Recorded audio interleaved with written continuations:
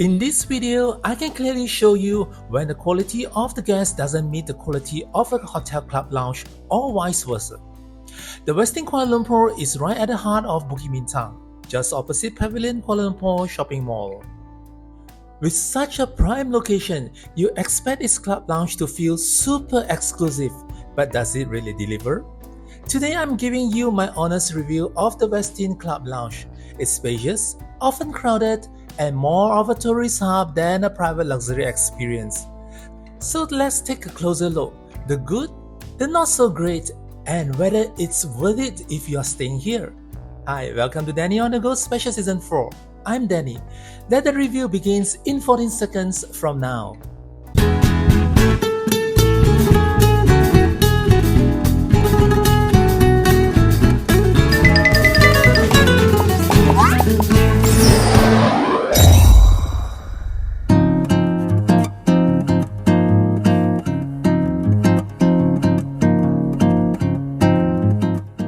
I've made a review recently for the Westin Kuala Lumpur on a Westin suite, and if you haven't watched that before, you may click on the link above.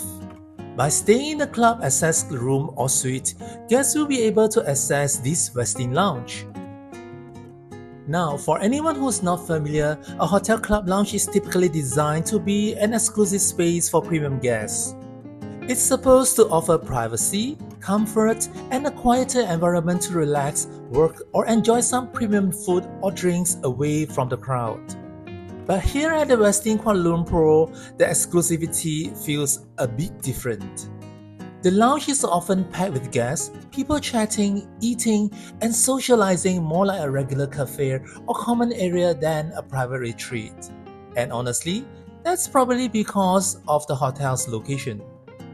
Even though it's a 5-star property, the room rates here are relatively affordable compared to other nearby hotels.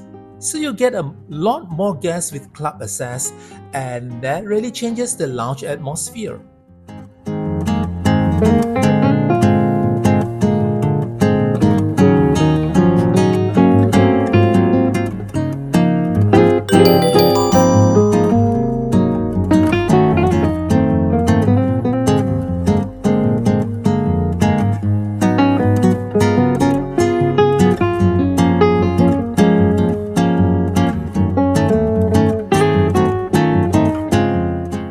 Before we continue, let me show you the walk from the hotel's main entrance to the club lounge, which is located on level 3.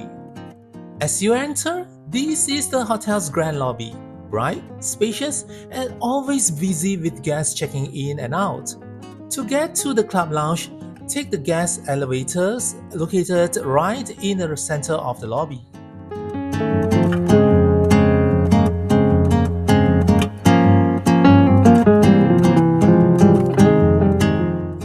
Once you're inside the lift, simply press level 3. When you step out, you will see the entrance to the club lounge directly in front of you. For guests checking in, the reception counter is on the left side of the entrance. If you are staying in a club room or suite, you receive a welcome letter during check-in. It includes all the club lounge details. Feel free to pause the video here if you want to read through it. Now let's take a look at the overall layout of the Westin Club Lounge. As you can see, the entrance is right in the middle, and the lounge stretches along this long corridor-style space with plenty of seatings on both sides. There's a full row of large glass windows overlooking Bukit Bintang. You can even spot Pavilion Kuala Lumpur just across the street. It's bright and spacious, but I'm curious, is this the kind of vibe you expect from a 5-star hotel's club lounge? Let me know what you think in the comment section below. I actually really like the overall layout of this lounge. It's bright, spacious, and filled with plenty of natural daylight during the day. The seating is well arranged, not too cluttered, and it feels comfortable to just sit back and relax here. Right now it's nighttime and most guests have already left after the evening refreshments, so the lounge is calm and quiet, exactly how I wish it could be always. But later, I will show you how lively or rather chaotic this place can get during peak hours. Before that, let's take a look at what they have on both sides of the lounge. Let's start by moving to the left side of the lounge first. Beside the dining area near the windows, there's a small business corner with 3 computers and printers separated by wooden partitions. It's perfect for guests who needs to connect to the world or get some quick work done while enjoying the lounge environment. Separating the business center and the dining area is a book rack that is filled with reading materials for guests who wants to read.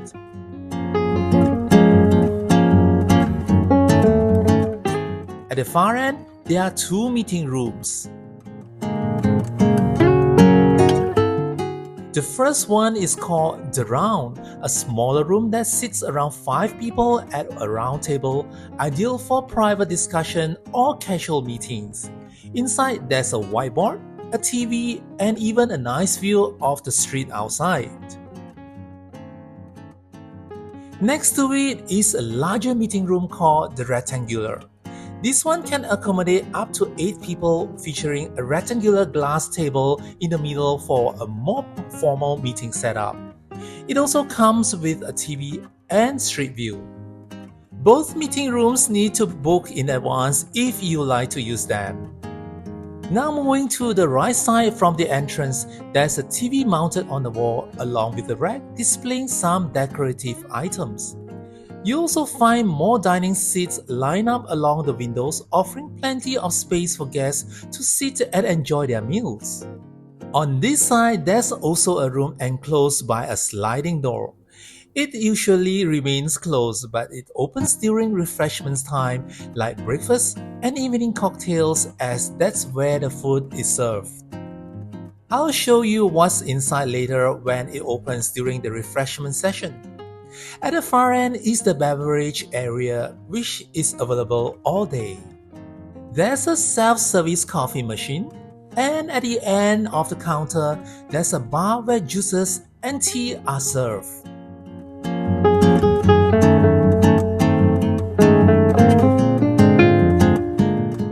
Behind the bar, there's another entrance to the club lounge that connects to the residence elevators.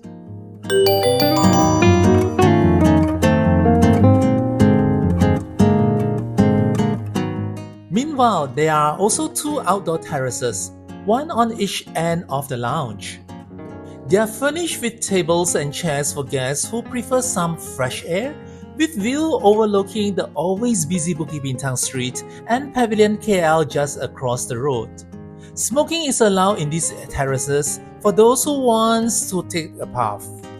The club lounge actually occupies the entire level 3 of the hotel.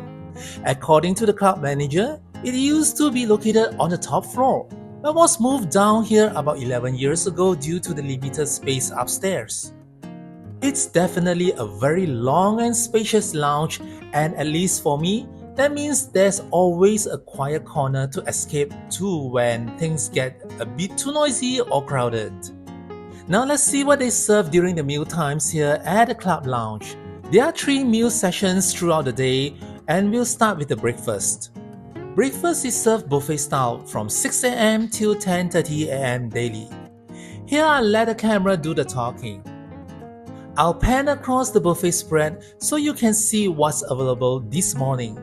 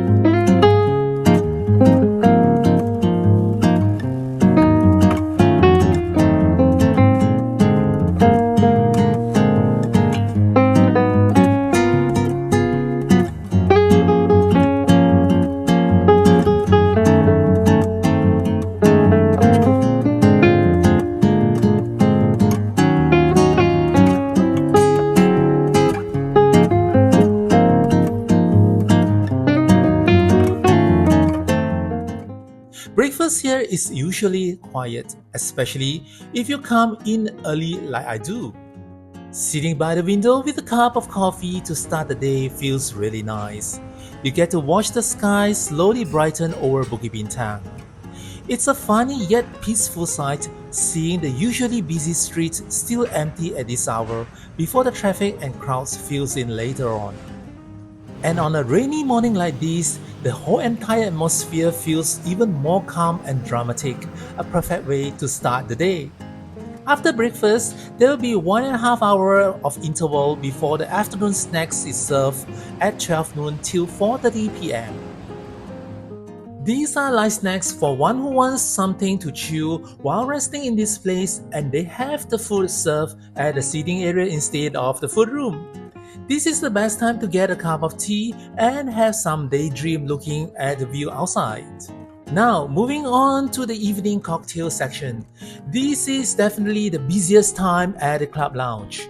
It runs from 5:30 p.m. to 8:30 p.m. and during these 3 hours, you really see how lively or sometimes chaotic this place can get. As soon as the doors open, guests seems to appear out of nowhere, heading straight to the food counter. I guess that's part of the experience here. Maybe it's because of the hotel's location right in the heart of Bukit Bintang, a very touristy area, and the fact that even though it's a 5-star property, the room rates are quite reasonable. So naturally, it attracts a mix of guests, which adds to the energy. It's a buffet setup, and food is refilled regularly. Still, I always wonder why some people rush the moment it opens at 5:30 p.m. There's a full 3 hours to enjoy the spread. Perhaps it's because there isn't a huge variety of food, as you can see here. Personally, I prefer to let the food rush settle down before I head over to get my share. It's still more than enough for dinner if you are not too picky.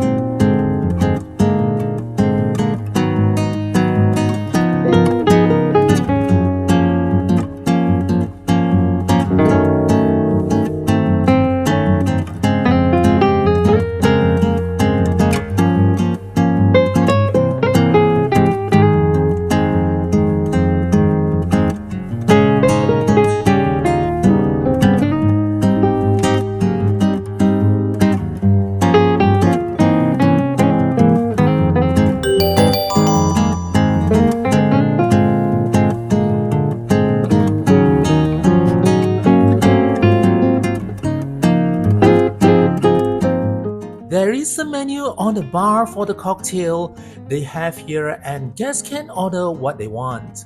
Somehow, they don't display the type of gin, hard liquor, or wine at this time where guests might not know what are available here. And since I don't drink, I order a mocktail to go with my meal instead. Overall, the lounge itself isn't bad. It's well equipped, and with a combination of natural daylight from the windows and elegant chandeliers inside, the space does look quite nice and sophisticated. The staff here are polite, helpful, and attentive, though I do feel there's a lack of personal touch where you don't see them really talking much with the guests during meals time. Maybe they're just too busy keeping up with the crowd. As for the food, the quality could definitely be improved. But looking at the general crowd this hotel attracts, I suppose it makes sense why things are kept simple. One thing that really stood out to me, and not in a good way, is that children are allowed during the evening cocktail hours, even when alcoholic drinks are being served. At the very least, I think they should have a separate area for families, especially since the hotel does have a kids policy. Another issue is the cleanliness. It's quite concerning that when I place my spectacles on the window ledge, I notice ants crawling around. It's a small detail, but it shows that this area isn't cleaned thoroughly, which can happen when food gets spilled, especially with kids around. If you're wondering about my rating for the Westin Club Lounge, honestly, I wouldn't return. It's simply too crowded for my liking, and I personally prefer a quieter, more private lounge experience. In my opinion, the best time to visit this lounge is late at night after meal hours when the crowd are gone. That's when you can finally enjoy the calm, watching the busy Bukit Bintang's traffic outside while the inside stays quiet and peaceful. It's a nice contrast. I hope you enjoyed this review and found it helpful. If you did, please give this video a thumb up and hit the subscribe button, as it means a lot to me. Thank you for watching, and I will see you again on my next video. Till then, bye!